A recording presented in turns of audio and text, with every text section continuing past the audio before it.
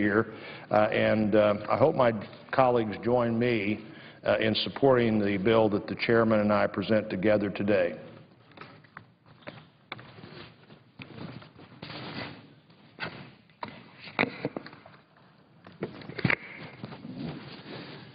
Mr. President, Senator from Wisconsin. I ask unanimous consent that the following staff have unlimited floor privileges during consideration of H.R. 2112. Galen Fountain, Jessica Frederick, Diane Neller, Stacy McBride, Phil Karstein, Chad Metzler, Mike Lavender, Eliza Fishbein, Brian Diffel, Zach Kenny, and Christina Weger.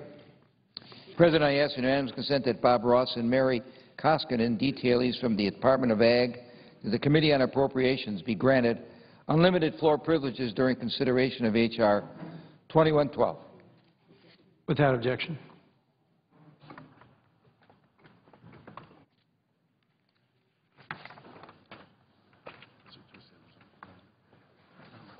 You can put in the corner, man. You have Senator Collins over there. You want to come up here a minute?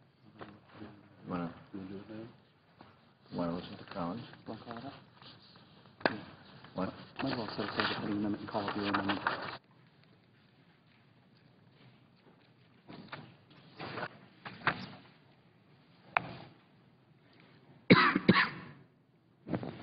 President, I send an amendment to the desk. Clerk will report.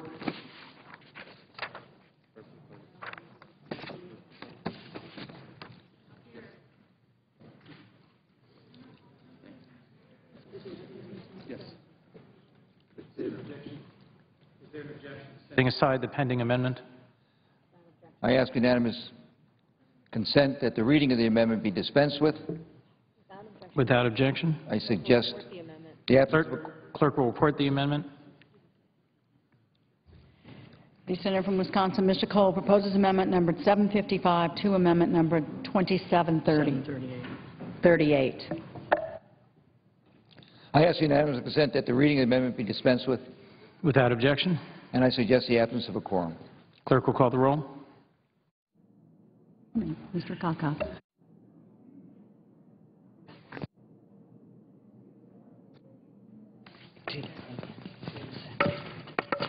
Mr. President.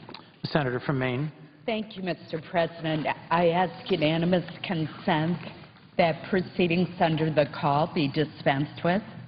Without objection.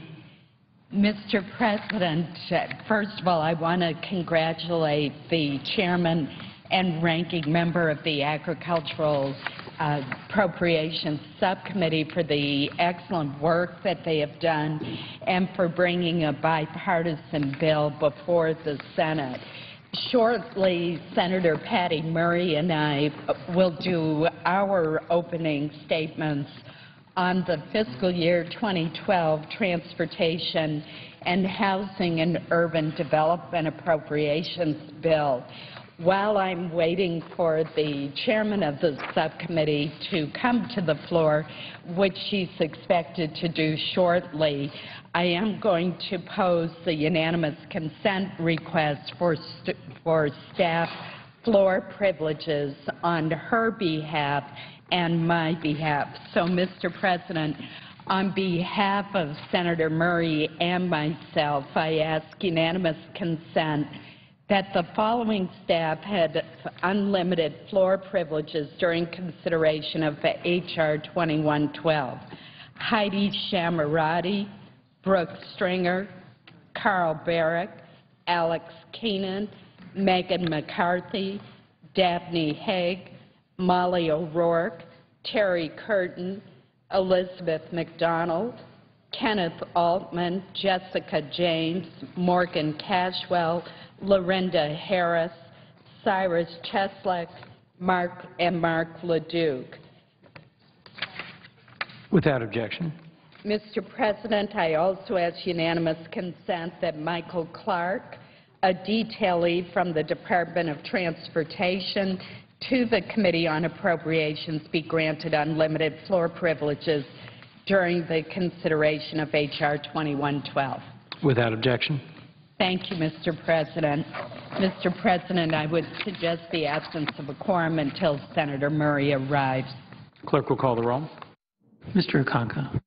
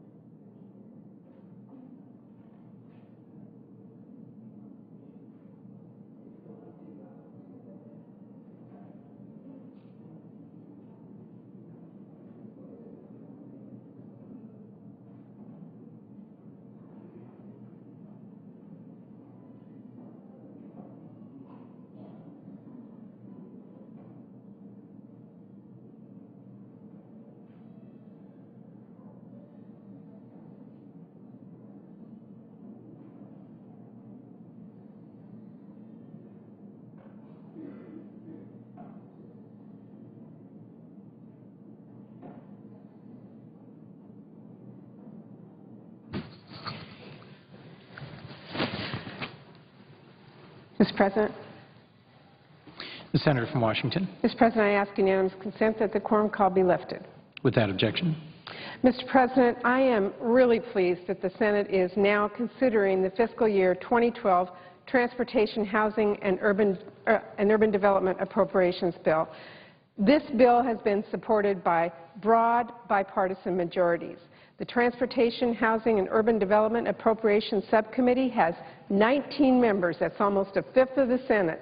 It is one of the largest subcommittees in the Senate. But despite the diversity of views on our very large subcommittee, back on September 20th, we voted unanimously to report the bill to the full Appropriations Committee.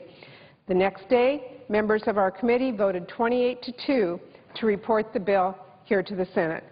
This bill has strong bipartisan support because it addresses pragmatically the very real housing and transportation needs of families across all regions of our nation. We all realize that middle-class families face many challenges in these troubling economic times. Businesses across the country continue to struggle in the aftershocks of the financial and economic crisis that has rocked communities everywhere. Too many workers are struggling to get back on the job, and far too many families are still fighting to stay in their homes. Yet at the same time, our federal government's debt continues to grow. Sensitive to these realities, we put together legislation that funds critical pieces of our federal government while cutting spending in a responsible way. Mr. President, I believe this bill achieves these goals while continuing to ensure we are investing in our future and protecting the most vulnerable among us. It was not an easy task. The allocation for housing and transportation programs is 19% lower, almost $13 billion less than the level Congress appropriated in fiscal year 2010. And believe me, the demand for these activities that are funded in this bill have not diminished. If anything, the needs have only increased. With unemployment still painfully high, poverty rates are now at their highest level in almost 20 years, and this bill funds a critical piece of the safety net, housing assistance and homeless shelters for millions of families that are one step from the street. This bill is also a principal underwriter of the nation's transportation network. The investments we included make it possible for people to get to work and products to market. Investing in our aging transportation system, our highways, aviation, and mass transit is a key factor in making sure America can compete and win in the 21st century economy. Now, there are undoubtedly elements in this bill that many will not like. That was unavoidable. Senator Collins and I had some very clear priorities, however, that guided our decision-making. We wanted to invest in our transportation system, ensure that it remains safe, and protect the poor and disabled who depend on the programs in this bill to keep a roof over their heads. So the bill before the Senate includes funding to preserve the highway program at the current level of $43.7 billion. This funding will allow communities to continue improving our transportation network while providing critical jobs. It also includes $550 million for the highly competitive Tiger Grants program for surface transportation projects that make a significant difference in our communities across the country. This program has already helped finance projects in many states across the country, including in Seattle and Spokane in my home state of Washington. This bill also provides funding to support FAA's efforts to develop its next generation air transportation system to accommodate air travel in future years. And it continues federal support for Amtrak, providing the same level of funding as in fiscal year 2011 to maintain that key element of the transportation grid. We are also investing in transit, providing almost $2 billion to meet our commitments to communities that are improving their transit systems. These systems, as we all know, help reduce congestion and provide a critical service to those who rely on transit every day to get to their jobs and home to their families. And importantly, we continue the federal oversight that makes travel on our nation's air, road, and rail transportation systems the safest in the world. The bill also provides funding to preserve rental assistance and affordable housing for the nation's low income, including $18.9 billion for the Section 8 program, which over 2 million elderly, disabled, and low-income families rely on to ensure they have a safe place to live. And for those who are homeless or at risk of homelessness, we've provided $1.9 billion for homeless assistance grants. As part of this, we have included $2.85 million for the Emergency Solutions Grant Program, or $28.5 million for the Emergency Solutions Grant Program, which is critical to helping the growing number of homelessness or at-risk families avoid or quickly escape homelessness. I am also very proud, Mr. President, that we worked to include $75 million to fund over 11,000 new HUD VA supportive housing, or HUD FASH vouchers. Providing permanent housing for our homeless veterans and their families, including veterans returning from the wars in Iraq and Afghanistan, which will help us achieve the goal of ending homelessness among our nation's veterans. The bill includes efforts to preserve and revitalize public housing, including $120 million for the Choice Neighborhoods Initiative, as well as the Rental Assistance Demonstration. These programs support innovation and collaboration, including leveraging private sector resources. In this difficult fiscal environment, these are tools we need to help protect irreplaceable public housing, which is so desperately needed throughout our country. Finally, the bill includes $1.8 billion to provide disaster relief to communities whose highways, public facilities, and other infrastructure have been damaged by flooding and other disasters. Now, achieving all these goals required very difficult choices. The bill provides significantly reduced funding for high-speed and inner-city passenger rail grants. It also makes deep cuts to the Community Development Block Grant, home investment partnerships, and other programs that I have long supported and I continue to believe in. It wasn't easy to make these decisions, but the real sacrifices will be felt in communities across our country. The programs funded in our bill support important investments back home, and our constituents will be the ones that see firsthand the impacts of these cuts. But unfortunately, these types of painful sacrifices were necessary within the allocation that we were provided. So in summary, Mr. President, this bill provides assistance to those who need it most, and it directs resources in a responsible and fiscally prudent way. It's a good bill. It will help commuters, it will help homeowners, it will help the most vulnerable in our society, and it helps our economy. Mr. President, this bill has broad bipartisan support because it takes a practical approach to addressing the real needs we find in the transportation and housing sectors.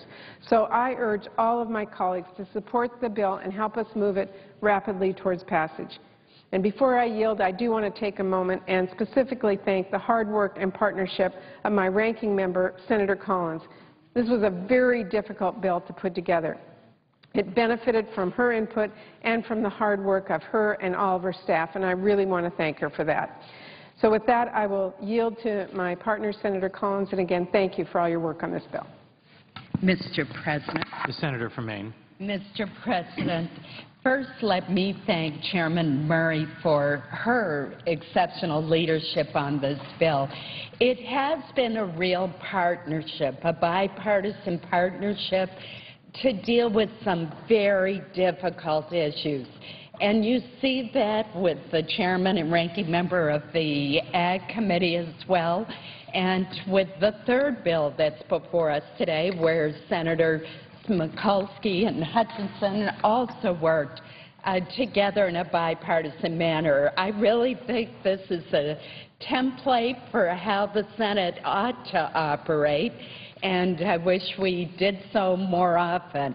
I'm also very pleased that we're bringing the appropriations bills before the Senate. I am hopeful that we can avoid having some huge omnibus bill that no one is too sure of what's in, who negotiated it, how different provisions made their way into the bill. That is not a good way to legislate.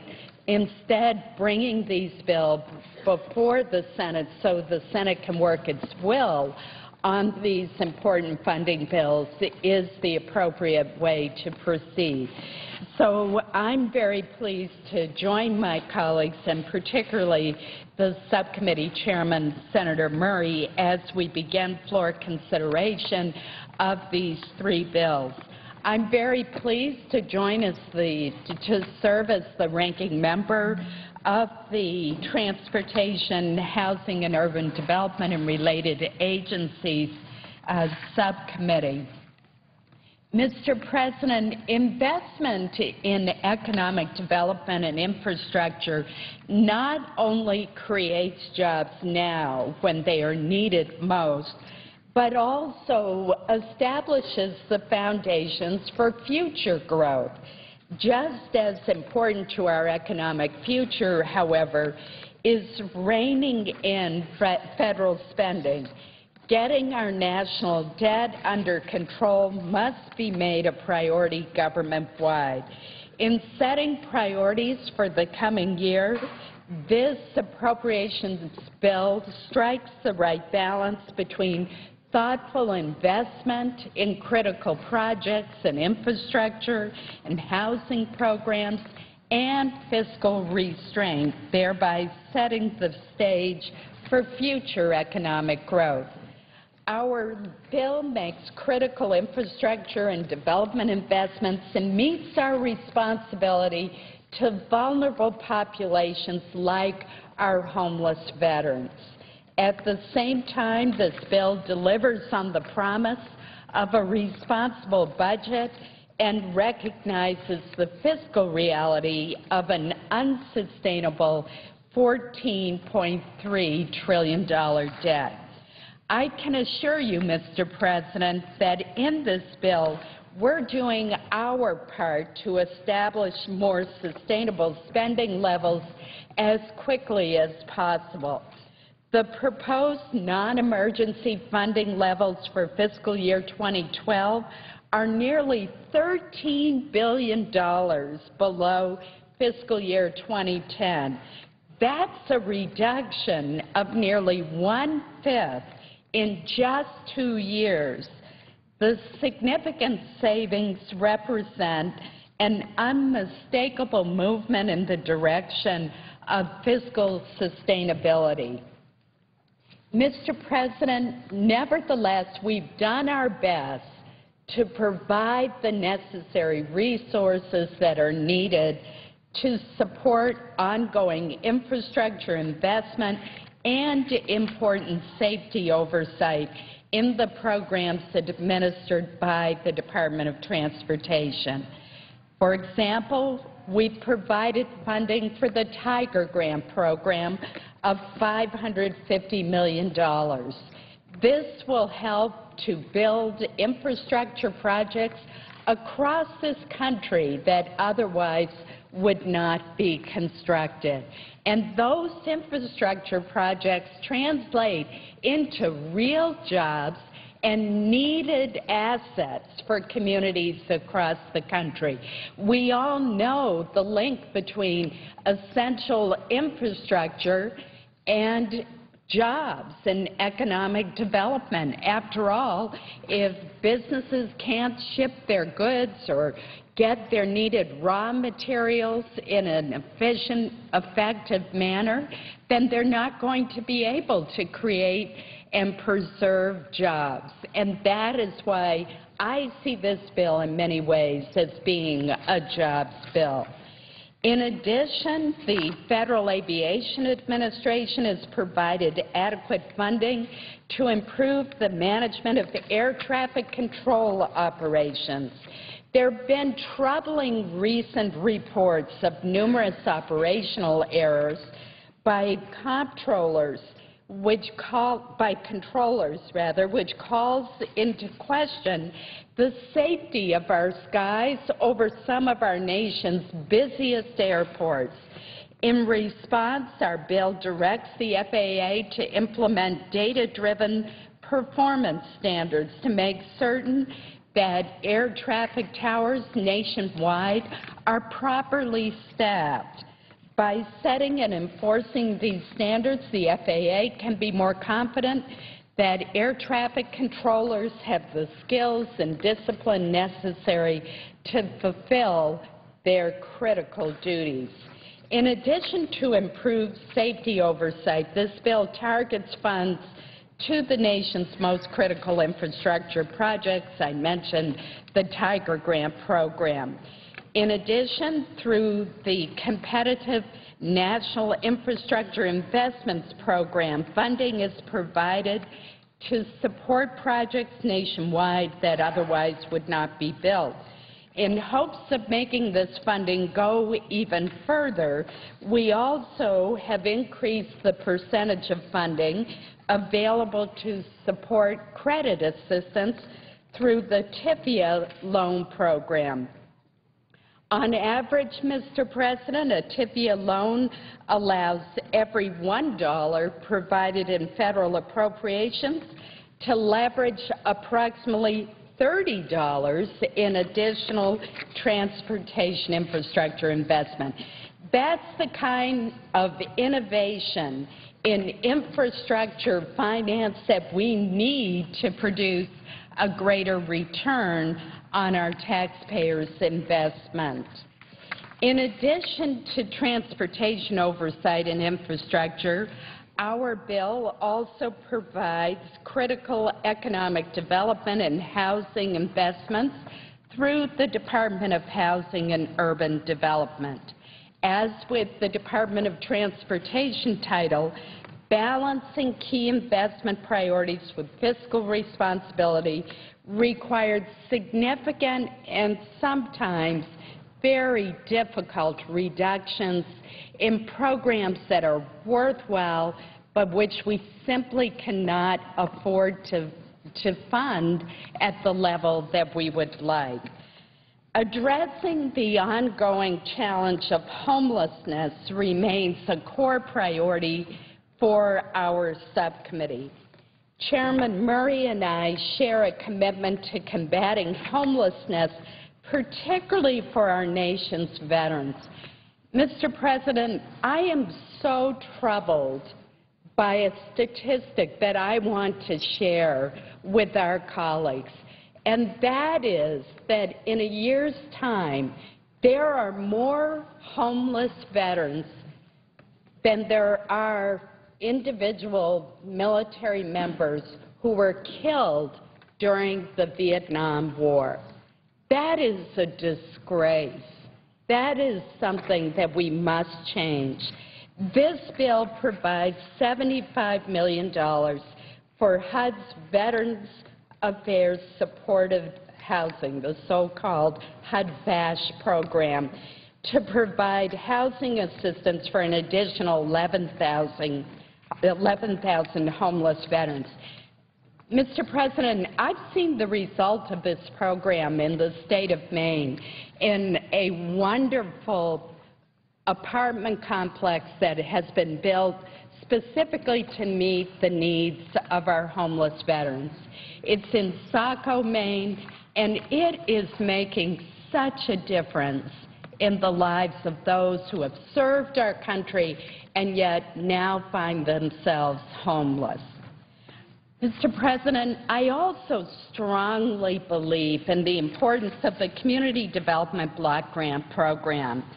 This is such a popular program in communities throughout our country. It supports economic growth strategies of communities and enables key investments in their long-term economic growth. It is programs like the CDBG program that lay the foundation for future prosperity. We were not able to provide as much funding, frankly, for this program as I would have liked and as Senator Murray would have liked. I hope we can continue to work on it once we get to conference. Mr. President, as we head into fiscal year 2012, our economy continues to struggle with high rates of unemployment, with stagnant incomes, and with prices that in some areas are starting to rise. This unfortunately makes it very difficult for us to fund these programs that are meeting an ever-growing need. For this reason, it has been all that much more challenging to achieve lowered budget targets. To address this challenge, therefore, our bill includes several measures that are designed to improve the efficiency and effectiveness of programs at HUD. This year, we took very seriously the alarming reports on oversight deficiencies under the HOME program, for example, in an effort to ensure that funding for the HOME program efficiently achieves its goal of delivering affordable housing to those who most need it. We worked with the HUD Office of the Inspector General to improve the program's regulations to better monitor and assess risk. The bill also directs HUD to work with the Office of Inspector General to identify strategies that the department can implement to address problems at certain troubled public housing authorities and to hold them accountable for mismanagement of taxpayer funds. With so many important programs under pressure to absorb reductions, it's more important than ever to ensure that HUD's programs are free from mismanagement, waste, fraud, and abuse. Mr. President, I appreciate the opportunity to join with Senator Murray in presenting this legislation to the Chamber. If there is one theme that runs throughout our bill, it is practicality. We've tried to take a nonpartisan, practical approach that asks tough questions but makes sure that we're setting priorities for those programs that are most essential to the most vulnerable individuals and families in our nation. At the same time, we worked very hard to make sure we were funding those programs that were absolutely essential in meeting economic and job creation priorities. It is my hope that our colleagues will support our bill. Thank you, Mr. President. I yield the floor. Mr. President. The Senator from Maryland. Mr. President, I'm pleased to present to the United States Senate the fiscal year 2012 bill to fund the CJS appropriations. That's the Department of Commerce, Justice, and our science agencies. I want to thank Leader Reid and Minority Leader McConnell for bringing the CJS bill to the floor so that we senators have an opportunity to discuss and vote on this important legislation. The CJS bill is the product of bipartisan cooperation. I stand here today with my ranking member, my colleague, my partner on this bill, Senator Kay Bailey Hutchinson. At the outset, I want to thank her and her excellent staff for working hand in hand to advance the cause and the goals that we believe in, creating jobs, making sure that our streets and our neighborhoods are safe, and at the same time funding innovation and technology so that America continues to be an exceptional nation. We've worked together, and I'm going to thank her for her support and her cooperation. This fiscal year CJS totals $52.8 billion in discretionary spending. It is consistent with the subcommittee's allocation. That allocation is $491 billion below 2011. So everybody should hear this. We are almost $500 million below where we were in 2011, and we're $5 billion below what the President wanted in 2012. When the President said he wanted to outbuild, out-educate, and out-innovate, he had a different budget than what we have here today because of the substantial cuts that were made in other legislative initiatives. These agencies promote jobs. They also promote security, and they promote, as I said, American innovation. Let's talk about some of the agencies that promote jobs. Let's start with the Department of Commerce. One of the things I'm proud of is the Department of Commerce and also its funding for the International Trade Administration, enforcing our trade laws, promoting small businesses overseas. Also, our Economic Development Administration, creating economic growth in our communities and in our small towns. The National Institutes of Standards, working with the private sector to set the standards for those new products and those new technologies. The Patent and Trade Office, we've done a lot in innovation. We believe if you invent it, you should be able to keep it. And then, of course, our Census Bureau, making sure that every American counts and every American should be counted, or every person who lives in the United States.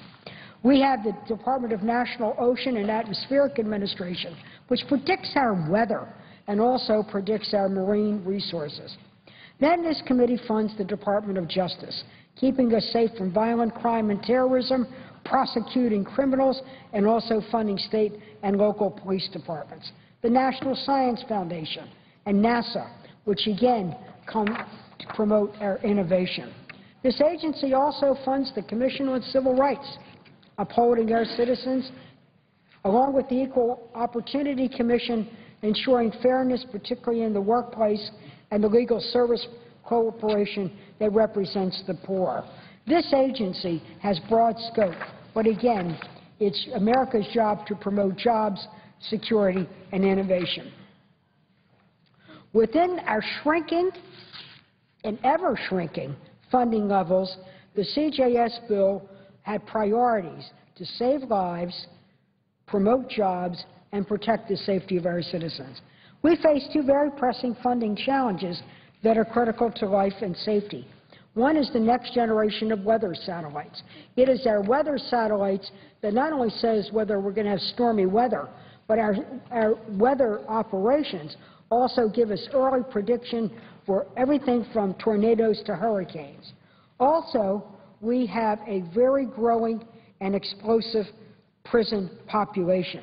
Together, looking at just those two, the safeguard of the issue related to an exploding population of prisons, meaning more prisoners, more density in prisons, they required $350 million more in our budget, and so we needed almost $400 million for our weather satellites.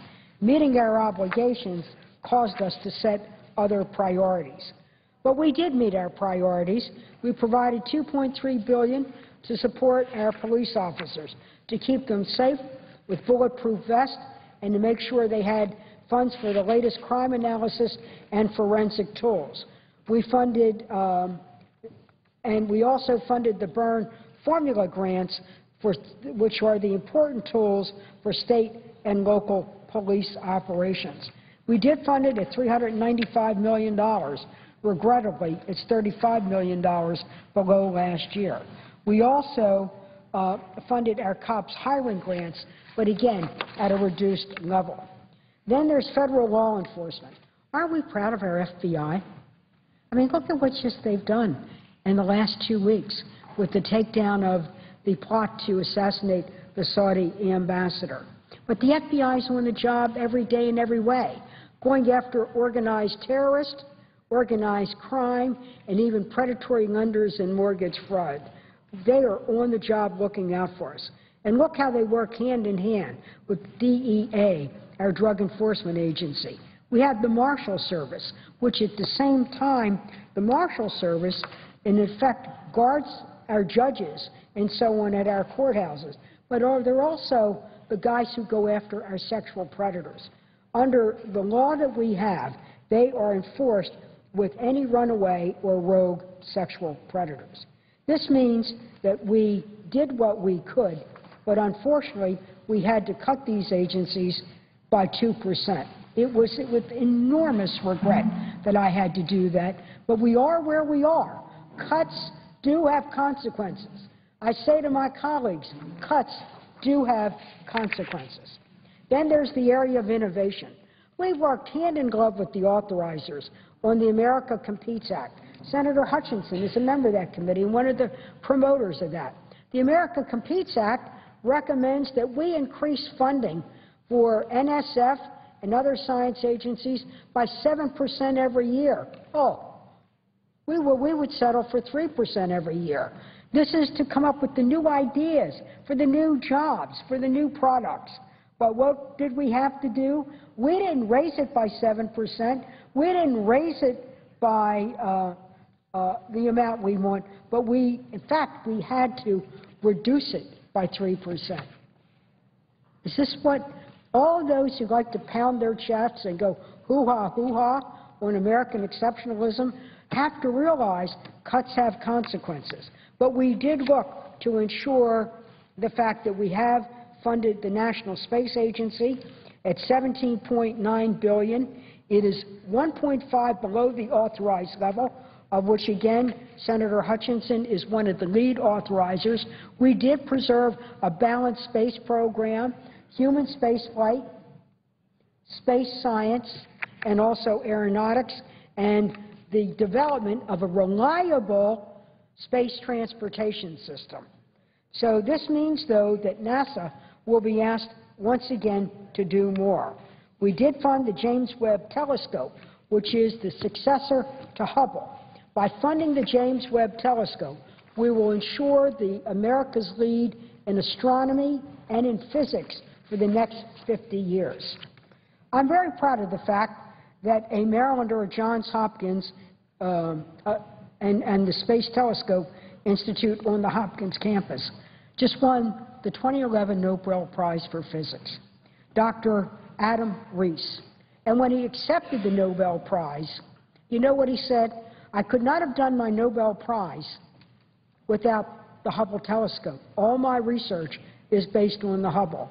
And then he said, I want to thank the American people for supporting the political leadership that funded the Hubble and kept Hubble in space during very dark times.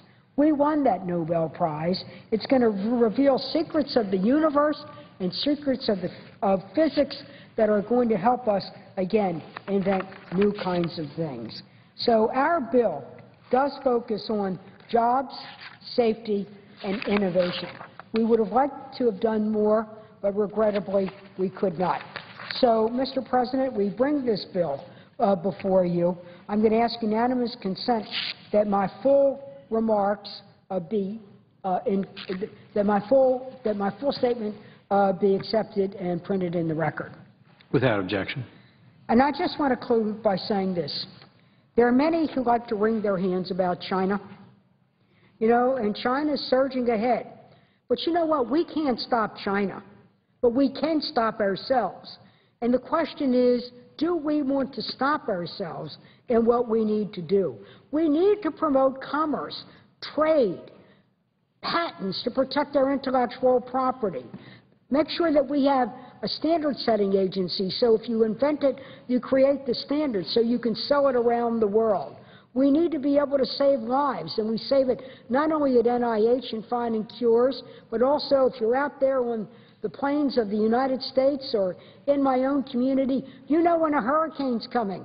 You know when a tornado's coming.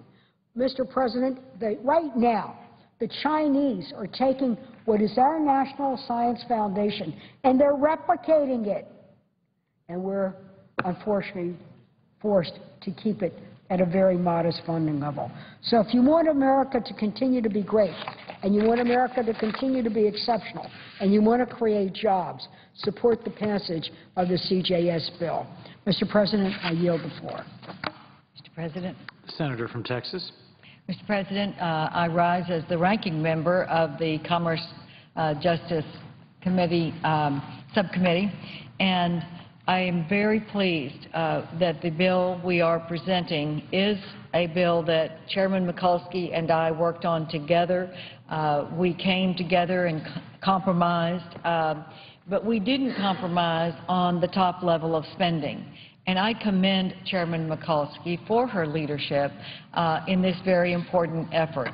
We put a top line that is $491 million below the FY11 continuing resolution and $4.9 billion below the President's request. So we set a very strict top line.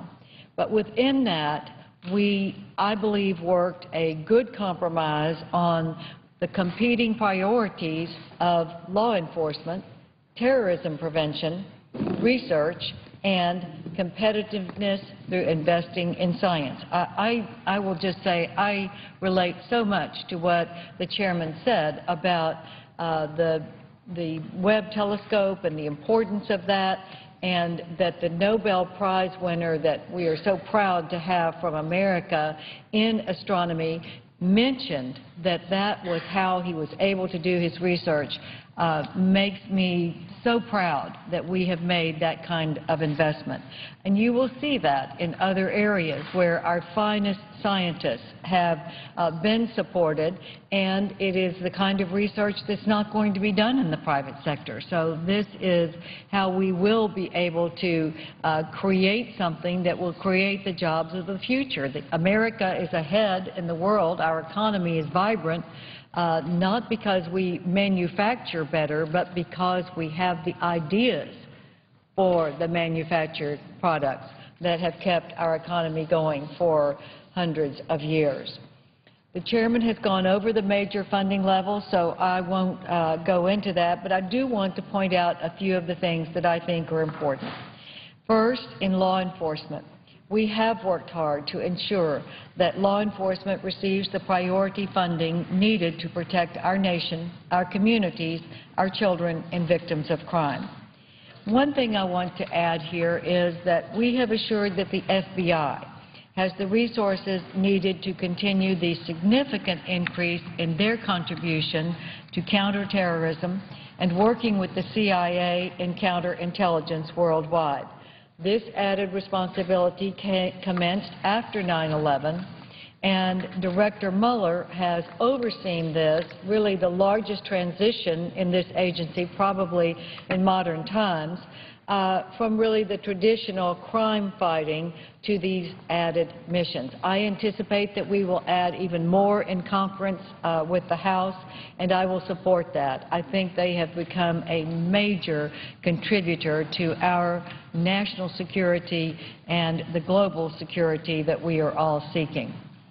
The language is included also to encourage the Department of Justice to maintain their FY11 current level of funding, focusing on the southwest border. It's $1.9 billion. This is so important as violence continues to spread across our border and the drug cartels become increasingly emboldened and unfortunately sophisticated. So this was something that the chairman and I agreed we must keep at the level funding, and we have done so. The El Paso Intelligence Center is another important program that is one of our first safeguards along the border. This is a national tactical intelligence center that supports law enforcement in the United States, in Mexico, and the whole Western Hemisphere. It's the Drug Enforcement Agency's most important intelligence-sharing entity focusing on all things related to the border. Another important program that I will point out is the State Criminal Alien Assistance Program. We call it SCAP.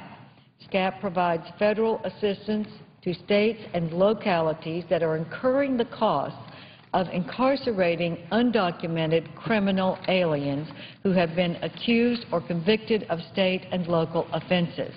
This is a federal responsibility. The county jails and the state prisons should not be holding these prisoners without help from the federal government because they are illegal aliens. Lastly, this bill provides significant support for NASA. The diverse set of programs that are aimed at the exploration of space and understanding Earth are so important for our country's future. Senator Mikulski and I have crafted a bill that balances the needs of science while also encouraging the vehicles that will take our astronauts to the space station for research and making use of that very important scientific station that we have. Our part is part of a national lab, and it was designated as such. And then in the future, beyond, it includes the supporting of emerging commercial space companies to bring cargo and astronauts to the space station, supporting our investment, taking advantage of the opportunities for discovery on the space station, and assuring that NASA will provide for human exploration beyond low Earth orbit. You know, so many of us watched the last shuttle return, and knowing that we had no vehicle that would take Americans into space under American control for at least the foreseeable future was not well regarded in our country, and we need to make this commitment, and we have made the commitment today with appropriations to assure that we are going to continue our preeminence in space. We are going to go beyond low Earth orbit, and we're going to see what's beyond the moon and an asteroid or Mars, see if there was life there and what we can learn from life that might be enhanced on Earth. So it is important that now we have the heavy lift launch vehicle design that NASA released last month. It will carry our astronauts in the Orion multipurpose crew vehicle to the moon, the asteroids, and beyond. Now that this decision has finally been made, we can focus on the future, and I think Americans expect that from us. NASA has announced its commitment to the path that Congress has authorized, and now we can provide the funds to accomplish the development of that rocket. So I think in addition to the things that the chairman has already mentioned, I'm certainly the supporter of America Competes. I'd like to do much more in the science area, the hard science, because I think that is our future. It's how we create jobs and keep our economy vibrant, having the new products and the new ways to create more jobs and more economic vitality in the technical sector in our country.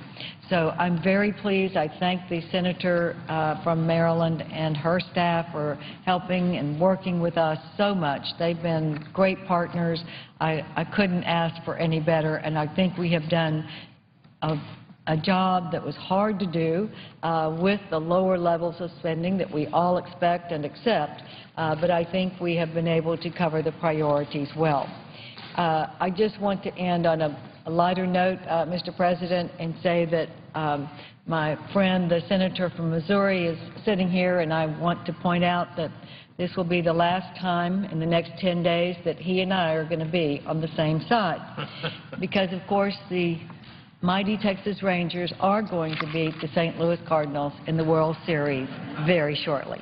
Thank you, Mr. President, and I yield the floor. Mr. President. Mr. President. Senator from Montana. Thank you, Mr. President. I rise as if to speak in morning business. Without objection. Mr. President, I rise today to honor this weekend's passing of my friend Eloise Cobell. She was an extraordinary Montanan American and an American Indian. I'm proud to have nominated her for the Congressional Gold Medal. As a role model for every American child, she deserves that highest honor. Eloise Pepion Cobell was a star, truly a guiding light that will always lead the way for all Americans who fight for justice and fairness. Eloise's tireless leadership set this nation on a new course. And what she accomplished reminds us that any person in any part of this country has the power to stand up and make right a wrong, no matter how difficult that it may be. My wife Charla and I, thoughts and prayers are with Eloise's husband Alvin, her son Turk, and her entire family. We join the Blackfeet Nation and all Montanans in mourning, honoring, and celebrating the life of this extraordinary Montanan. Future generations will learn about Eloise Cobell's legacy, and they will be inspired to follow her lead. She will always be remembered as an American hero. I have many memories of Eloise. I first met her when I was a state senator. I knew what she was working on, but I never imagined she'd get as far as she did. Not many people in this world have the determination that Eloise had. From those early days until just a few weeks ago, I talked to her numerous times. She had been fighting the federal government in court for a decade and wouldn't take no for an answer. She knew what she wanted, and she wanted it yesterday. After I finally convinced her that I wanted to help, our relationship changed. We became friends working together on a common goal, a settlement that was fair and balanced. And believe me, as my friend, she wasn't afraid to call me and tell me what she thought and how to get things done. But I will never forget talking to her on the afternoon of November 19, 2010. The Senate has just approved the Cobell settlement. Our bill paved the way to send her settlement to President Obama for his signature. She knew it would mark the end of a historic battle. I called to make sure that she knew the good news. That tougher-than-nails woman was sitting in her home in Browning, Montana, where the fierce Montana winds had dropped the temperature to 17 below zero. 30 years of determination flowed through the tears in her eyes. She was happy, she was relieved, and she was thankful. It was in 1996 that she took a deep breath, gritted her teeth, and filed a historic lawsuit seeking justice on behalf of herself and 500,000 individual American Indians. At that time, all she wanted was an accounting for what they were owed. Her decision changed her life and the lives of every American Indian for generations to come. Her 15-year court battle resulted in the largest settlement with the government in American history. Throughout the years, through painful criticism and generous support, she relentlessly led the charge against government mismanagement. She was unyielding in her pursuit of justice for one of this nation's most vulnerable populations. After battling the federal government for nearly 30 years, President Obama signed into law the $3.4 billion settlement of the lawsuit that Congress had approved earlier that year. At the signing ceremony, President Obama said, and I quote, "It's finally time to make things right." After all, the government had mismanaged the lands in question for 123 years. Above everything else, history will remember Eloise Cobell for bringing justice to her community. She demonstrated perhaps the greatest strength and asset in Indian country, kinship. As the years wore on, she fought harder for her family, community. When Montana elected me to the United States Senate, Eloise wasn't far behind me in Washington. She told me that many of the members she represented were elderly. The longer that this case was to drag on, the fewer of them would see justice that they deserved. That is why I was disappointed earlier this month when a Washington court allowed several appeals of this case to move forward. For many reasons over the years, Eloise Cobell earned recognition as a respected leader and role model. She walked in two worlds. Born on the Blackfeet Reservation on November 5, 1945, she was one of 8 children. She was a great-granddaughter of Mountain Chief, one of the legendary leaders of the Blackfeet Nation. She and her husband operated a cattle ranch, and she founded that first land trust in Indian country. For 13 years, she served as co-chair of the Native American Bank and as a trustee for the National Museum of American Indian.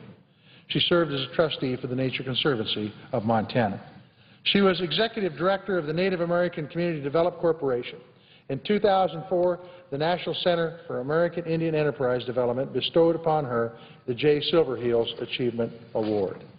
Eloise remained true to her local community and to her cultural identity, but she also achieved success at the highest levels of non-Indian society. Eloise graduated from the Great Falls Business College and attended Montana State University, where she received an honorary doctorate.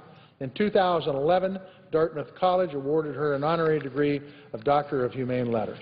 The president of Dartmouth told her, "You have fought David and Goliath and won." Her story of courage is an inspiration to Native people and indeed all Americans. She demonstrated that our legal system is strong enough to protect even the most vulnerable. And this nation and the most powerful on earth keeps the promises that we make. She was a remarkable woman. She will be missed dearly by all who knew her. I want to thank you, Mr. President. I yield the floor. President. Senator from Pennsylvania. Mr. President, I ask unanimous consent to address the Senate regarding judicial nominees from Pennsylvania. Without objection. Thank you, Mr. President. Mr. President, I rise today to offer my full support for the nomination of Judge Kathy Bassoon to serve as a U.S. District Judge for the Western District of Pennsylvania. But before I begin, I'd like to quickly express my appreciation to my colleague, Senator Casey, whom I see across the chamber at this moment, to thank him for his collaboration in our joint efforts to fill the vacancies on the federal bench from Pennsylvania. As I think many of our colleagues would agree, the confirmation of federal judges is one of the most important constitutional functions of any member of the Senate. And since I was sworn in, Senator Casey and I have worked together on a bipartisan basis to identify and advance qualified candidates for the federal bench. As part of this effort, I've supported President Obama's 3 district court nominees for Pennsylvania, even though they were first appointed before I was sworn into the Senate. And I'm pleased that this spirit of cooperation has led to today's confirmation vote for Judge Bassoon. I remain hopeful that we'll have a number of confirmation votes in the very near future as Senator Casey and I continue working together to recommend qualified individuals to serve on the federal bench. A quick couple of words about Judge Bassoon. She was nominated last year following the recommendations of Senators Casey and Specter and was renominated by this administration in January. Judge Kathy Bassoon has had a distinguished career in the law. She was born and raised in New York City, where she attended Alfred University and graduated summa cum laude with a degree in political science. She earned her law degree from Harvard University before moving to Pittsburgh to join Reed Smith, an international law firm, where she has practiced labor and employment law in particular. She went on to clerk for Chief U.S. District Judge Gary Lancaster and later returned to Reed Smith to become a partner in 2001. Judge Bassoon left private practice in 2008 to assume her current position as a magistrate judge for the Western District of Pennsylvania.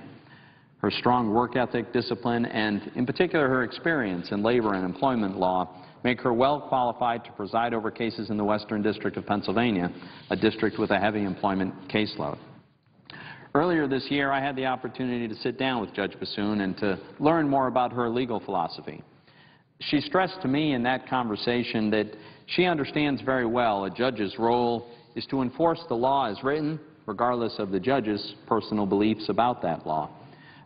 Chief Justice Roberts came up with a metaphor for this, which has become rather famous, in which he described the role of the judge as that of an official on a playing field, but not one of the players. Judge Bassoon confirmed that that's exactly her view of the role of a judge, that it is the role of a legislative branch together with the executive to pass the law and the role of the judge to enforce the law impartially. I am confident that she understands that role, has internalized that, and would bring that as well as a great deal of experience, judicial acumen to this very, very important role, and that is why I am supporting her nomination. Following a hearing before the Senate Judiciary Committee, Judge Bassoon was unanimously approved by the committee back in July. I have strong confidence in Judge Bassoon's abilities, and I encourage my Senate colleagues to join me in confirming her as a federal district judge for the Western District in a vote that will be occurring later this evening. In addition to Judge Bassoon's nomination, I'd like to briefly express my support for 2 other Pennsylvania nominees who were also unanimously approved by the Judiciary Committee back in July, and I hope they will each receive floor consideration very soon. Mark Hornak, a nominee for the Western District of Pennsylvania, graduated from the University of Pittsburgh, where he was recognized as a National Merit Scholar. He went on to graduate summa cum laude from the University of Pittsburgh School of Law, where he served as editor-in-chief of the Law Review and was awarded the Order of the Coif. Following graduation, he served as a law clerk to the Honorable James Sprouse, United States Circuit Judge for the Fourth Circuit. Since 1982, he's practiced labor and employment law at Buchanan, Ingersoll, and Rooney. Throughout Mr. Hornak's career, he's been a careful student of the law and he's demonstrated an intellectual curiosity and a commitment to integrity, which I know will serve him well if he is confirmed to the bench. Finally, Robert Mariani is a nominee for the Middle District of Pennsylvania. He is a cum laude graduate from Villanova University, received his J.D. from Syracuse University's College of Law. Following graduation, he established the law firm Mariani & Greco, where he began a career as a civil litigator in the Scranton area, and he has done this for about 3 decades now. Mr. Mariani is a respected member of the Scranton community. He was nominated for a state superior court seat in 1993 by then-Governor Robert Casey. He served as a mediator or an arbitrator for a variety of legal matters, and he's currently the sole shareholder of Robert Mariani, P.C., with a focus on employment and labor law. Mr. Mariani's diligence, professionalism, and knowledge of the law would be an asset to the bench. Earlier this year, I had the opportunity to meet separately with both Mr. Hornak and Mr. Mariani, and I'm very confident of their intellect, their experience, their integrity, temperament, commitment to public service, and to their understanding of the proper role of a judge. I believe that these character traits and this range of experience will enable them to effectively serve the people of Pennsylvania. I'm therefore pleased to rise today to speak on their behalf and to urge all of my colleagues to support their confirmation. On that point,